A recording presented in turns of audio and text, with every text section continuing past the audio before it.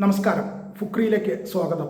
ഈജിപ്തിനെതിരായ pre quarter മത്സരത്തിൻ്റെ ആദ്യ പകുതിയിൽ അർജന്റീന ഒരു ഗോളിന് പിന്നിൽ.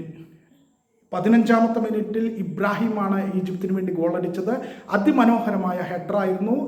എമിലിയാനോ മാർട്ടിനസിന്, അർജന്റീനയുടെ ഗോൾ കീപ്പർ എമിലിയാനോ മാർട്ടിനസിന് ഒരവസരവും നൽകാത്ത അത്യുജ്വല ഗോൾ. തീർച്ചയായിട്ടും കളിയിൽ ഈജിപ്ത് തന്നെയാണ് ആ ഘട്ടം വരെ മുന്നിട്ട് നിന്നിരുന്നത്. എന്നാൽ പിന്നീട് 21ാമത്തെ മിനിറ്റിൽ ഈജിപ്ത് പെനാൽറ്റി ബോക്സിൽ വെച്ച് അർജന്റീന താരത്തെ ചവിട്ടി വീഴ്ത്തിയതിന് കിട്ടിയ പെനാൽറ്റി അവരുടെ ഇതിഹാസ താരം, അർജന്റീനയുടെ ഇതിഹാസ താരം ലിയണൽ മെസ്സി പാഴാക്കി. മെസ്സി അടിച്ച പന്ത് ഈജിപ്ത് ഗോളി അതിഗംഭീരമായി തടുത്തിട്ടു. അതോടെ സമനിലയാക്കാനുള്ള ഒരു അവസരം പാഴായി. തുടർന്നും അവസരങ്ങൾ ലഭിച്ചെങ്കിലും അർജന്റീനയ്ക്ക് ഗോളടിക്കാൻ കഴിഞ്ഞില്ല.